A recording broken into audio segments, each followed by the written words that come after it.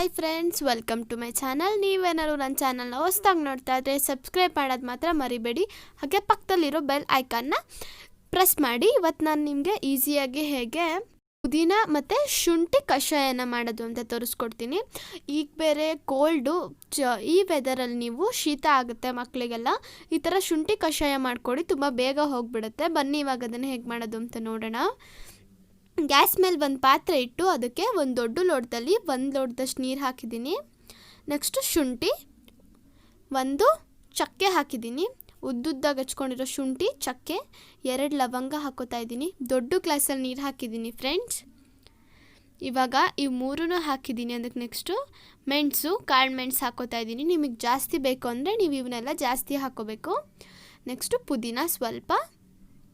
ನಾನು ಒಂದು ದೊಡ್ಡ ಲೋಟದಲ್ಲಿ ಪೂರ್ತಿ ಲೋಟ ಮಾಡ್ಕೋತಾ ಇದ್ದೀನಿ ಕಷಾಯನ. ನೋಡಿ, ಅದು ಈ ರೀತಿಯಾಗಿ ಚೆನ್ನಾಗಿ ಕುದಿಬೇಕು.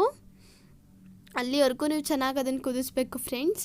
ನೀವು ಅದು ಎಷ್ಟೊತ್ತು ಕುದಿಯುತ್ತೋ ಅಷ್ಟು ಚೆನ್ನಾಗಿರುತ್ತೆ, ಹಾಗೆ ಬೇಗ ಹುಷಾರಾಗುತ್ತೆ. ಅದಕ್ಕೆ ನಾನಿವಾಗ ಕಲ್ಲುಪ್ಪು ಮತ್ತು ಅರಿಶಿನ ಹಾಕಿದ್ದೀನಿ.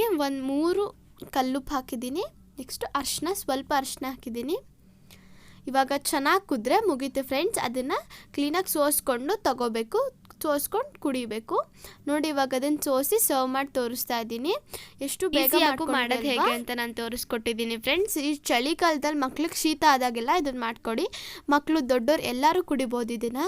ಈ ವಿಡಿಯೋ ನಿಮಗೆ ಇಷ್ಟ ಆಗಿದ್ದರೆ ಲೈಕ್ ಮಾಡಿ, ಶೇರ್ ಮಾಡಿ, ಸಬ್ಸ್ಕ್ರೈಬ್ ಆಗಿ ನಮ್ಮ ಚಾನಲ್ಗೆ. Thank you for watching. ನಾನು ನೆಕ್ಸ್ಟ್ ವಿಡಿಯೋಗಾಗಿ ವೆಯ್ಟ್ ಮಾಡ್ತಾ ಇರಿ. Thank you.